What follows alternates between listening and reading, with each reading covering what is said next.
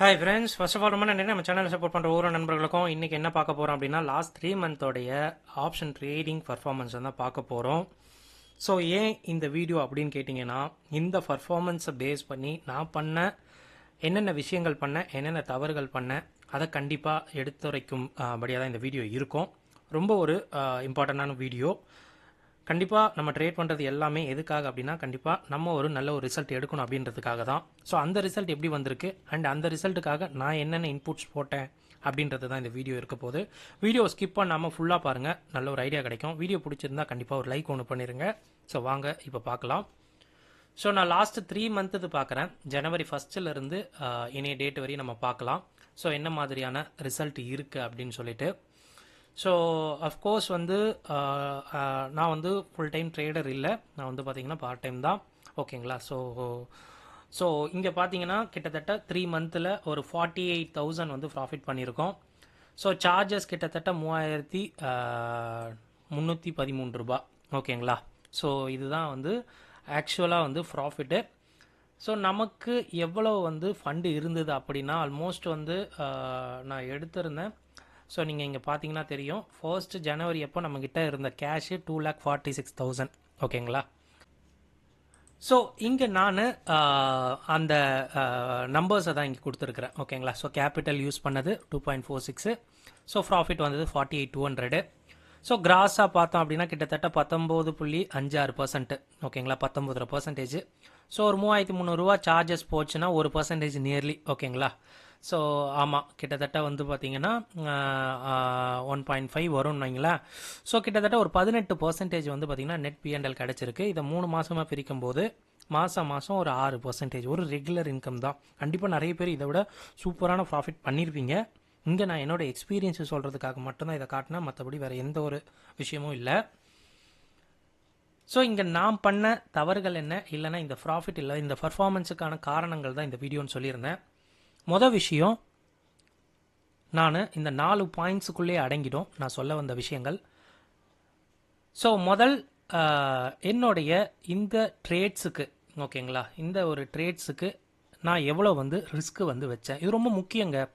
ஏன்னா நம்ம கேபிட்டல் இருக்குது அண்ட் இன்னொரு விஷயம், ஓகே 2.46 கம்மியான கேபிட்டல், அது கேபிட்டல் இருக்கிறவங்களுக்கு புரியும். ஓகேங்களா? ஸோ கண்டிப்பாக ஐநோ ஒரு பிக்கெஸ்ட் கேபிட்டல் நம்ம ஹேண்டில் பண்ணுறோம், ஒரு ஹியூஜ் கேபிட்டல் ஹேண்டில் பண்ணுறோன்னா அதுக்கேற்ற மாதிரியான ஸ்ட்ரெஸ்ஸு, அதுக்கேற்ற மாதிரி அவுட்கம் கண்டிப்பாக இருக்கும். இது ஒரு கம்மியான கேபிட்டல் தான். ஸோ இதுக்கேற்ற மாதிரி ப்ராஃபிட் பர்சன்டேஜாக இருக்கட்டும், இல்லை ஸ்ட்ரெஸ்ஸாக இருக்கட்டும், எல்லாமே இருக்க தான் செய்யுது. ஓகேங்களா? ஸோ அது கேபிட்டல் பொறுத்து மாறும். ஸோ நான் அந்த கணக்குக்கு வரவே இல்லை. நான் என்னென்ன பண்ணேன் அதை தான் சொல்லணுன்ட்டு இருந்தேன். என்னோட ரிஸ்க்கு கண்டிப்பாக 1லேருந்து 1.5% தாங்க. நான் ரிஸ்க்கை தான் சொல்கிறேன், ரிவார்டு இல்லை. ஸோ மோஸ்ட்லி ரிவார்டும் இதே ஒரு கணக்கில் தான் இருக்கும். ஓகேங்களா? மோஸ்ட்லி சொல்கிறேன். ஸோ என்னுடைய மேக்ஸிமம் ரிஸ்க் ஒரு ட்ரேடுன்னு சொல்கிறத விட மோஸ்ட் ஆஃப் த ப்ராஃபிட், ஒரு 98லேருந்து 100% ப்ராஃபிட் இதில் பார்த்தீங்கன்னா நான் ஸ்ட்ராட்டஜி போட்டதில் தாங்க கிடச்சிது.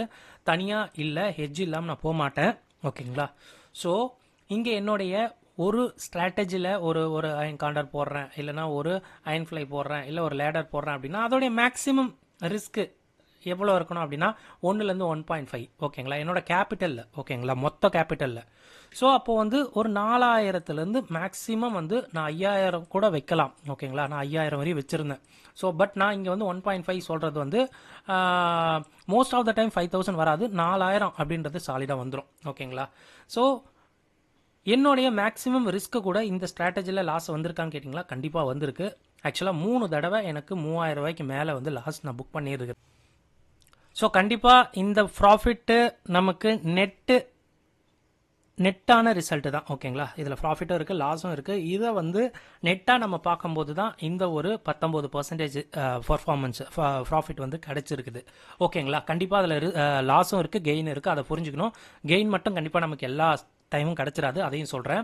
அண்ட் ரெண்டாவது விஷயம், நான் ரொம்ப ஃபாலோ பண்ணது என்ன அப்படின்னா, டிஃபைன்டு ரிஸ்க் ஸ்ட்ராட்டஜி, இல்லைன்னா அதுக்கான பிளான் படி தான் போயிருக்கேன் மோஸ்ட் ஆஃப் த ட்ரேட்ஸ். ஓகேங்களா? 90% ட்ரேட்ஸ் பார்த்தீங்கன்னா இந்த மாதிரி டிஃபைன்ட் ரிஸ்க் ஸ்ட்ராட்டஜியாக தான் இருக்கும். லைக் வந்து அயன் ஃப்ளையாக இருக்கட்டும், ஓகேங்களா. ஸோ காண்டர்ஸ் ட்ரை பண்ணுறதா இருக்கட்டும், எல்லாம் அட்ஜஸ்ட்மெண்ட் வந்து பார்த்திங்கன்னா பண்ணுறதா இருக்கட்டும், எல்லாமே வந்து ஒரு டிஃபைன்டு ரிஸ்க் ஸ்ட்ராட்டஜியாக தான் இருக்கும். ஒரு 90%. மிச்ச 10% அப்போ எப்படி இருக்கும் அப்படின்னு பார்த்தீங்கன்னா, கண்டிப்பாக ஆப்பர்ச்சுனிட்டி இருந்தால் லேடர்ஸ் ட்ரை பண்ணுவேன். ஸோ இது வந்து நல்ல ஒரு ரிஸ்க்கு ஏற்ற மாதிரி இருக்கும். பரவாயில்ல, கான்ட்ரா போடுற மாதிரி தான் இருக்கும். நான் நிறைய வீடியோவில் சொல்லியிருக்கிறேன். ஸோ என்னோட செஷன்லேயே நான் இந்த ஸ்ட்ராட்டஜி பற்றி தான் நம்ம பேசுவோம், ஓகேங்களா. ஸோ கண்டிப்பாக டிஃபைன்ட் ரிஸ்க் ஸ்ட்ராட்டஜி உங்களை ரொம்பவே காப்பாற்றும்.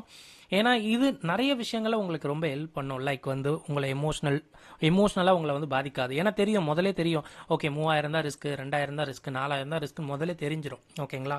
ஸோ ரேஞ்ச் மட்டும் செட் பண்ணி விட்டுட்டு நம்ம உட்கார்ற மாதிரி தான் இருக்கும். இவ்வளோ தான் இருக்கும், ஓகேங்களா, மேக்ஸிமம். ஸோ இதுபடி தான் வந்து பண்ணால் ரொம்பவே வந்து ஹெல்ப்ஃபுல்லாக இருக்கும் நம்ம பண்ணுற ட்ரேட்ஸு, அதுக்கான பர்ஃபார்மன்ஸும். அண்ட் தேர்டு பாயிண்ட்டு, இது வந்து இதை புரிஞ்சுக்கணுங்க, ஓகேங்களா. இது வந்து ஒரு ப்ராபபிலிட்டி கேம். கண்டிப்பாக எல்லா ட்ரேடுமே நமக்கு ப்ராஃபிட்ஸ் வந்துடாது. இங்கே நான் சொல்ல விரும்பின விஷயம் என்ன அப்படின்னா, நீங்கள் பார்த்தா 3300 சார்ஜஸ்ன்றது நாட் அ புரோக்கரேஜ். இது வந்து கம்ப்ளீட்டாக டேக்ஸ் மட்டும்தான். ஏன்னா நான் எம்ஸ்டாக் யூஸ் பண்ணுறேன், அதில் வந்து புரோக்கரேஜ் இல்லை. அப்போது இந்த 3300 வெறும் டேக்ஸ் அப்படின்னா நீங்கள் யோசிக்கணும், எனக்கு ஒரு ட்ரேடுக்கு 3லேருந்து 4 ரூபா நினைக்கிறேன். 3 ரூபா தான் கண்டிப்பாக ஒரு லெக்குக்கு எனக்கு சார்ஜ் பண்ணுறது 3 ரூபா கிட்டத்தட்ட. அப்போ நம்ம இங்கே பார்த்தோன்னா 1100 ட்ரேடா. ஸோ அந்த மாதிரி 1100 லெக்ஸு இந்த 3 மாதத்தில் வந்து பார்த்திங்கன்னா வாங்கி விற்று தான் பண்ணியிருக்கு. இதோட நெட் அவுட்கம் தான் அங்கே ரிசல்ட்டாக இருந்துக்கிட்டு இருக்கு. நீங்கள் புரிஞ்சுக்கணும், 1-2 ட்ரேடு கிடையாது இந்த ஒரு ப்ராஃபிட்டுக்கு. ஸோ இவ்வளோ விஷயங்கள் இருக்குது, அதுதான் சொல்ல வந்தேன். இது வந்து ப்ராபபிலிட்டி கேமு. மார்க் டக்லஸ் அழகாக சொல்லியிருப்பாப்புல. என்ன சொல்லுவார் அப்படின்னா, எனிதிங் கேன் ஹேப்பன், அதுதான் மார்க்கெட், வேறு எதுவுமே இல்லை, ஓகேவா. அவர் சிம்பிளாக சொல்லுவார், பேசிக் ட்ரேடிங் லாஜிக் என்ன அப்படின்னா, லோவில் வாங்கி ஐயில் விற்கணும், இல்லைனா ஐயில் விற்று லோவில் வாங்கணும், அவ்வளோதான். இந்த ஒரே ஒரு கான்செப்ட் தெரிஞ்சால் யார் வேணால் கண்டிப்பாக ட்ரேடர்னு சொல்லிக்கலாம். பட் மார்க்கெட் என்ன பண்ணும் அப்படின்னா, இந்த ஒரு விஷயம் புரிஞ்சுக்கணும், எனிதிங் கேன் ஹேப்பன், அதுதான் மார்க்கெட். அந்த ஒரு விஷயத்தை கண்டிப்பாக புரிஞ்சுக்கிட்டு டிஃபைன்டு ரிஸ்கில் நம்ம ட்ரேட் பண்ணும்போது இது ரொம்பவே ஹெல்ப்ஃபுல்லாக இருக்கும். இந்த ஒரு 19% எனக்கு கிடைச்சதும் இதை பேஸ் பண்ணி மட்டும்தாங்க, ஓகேங்களா. அண்டு இது வந்து ஒரு யூனிக்கான ஒரு விஷயம். 4வது பாயிண்ட்டு, என்னுடைய எம்ஸ்டாக் புரோக்கருங்க. கண்டிப்பாங்க நான் ரொம்ப வந்து அப்ஸ்டாக்ஸில் ஒரு 2-3 ஸ்ட்ராட்டஜி தான் இப்போ தான் போட்டேன்.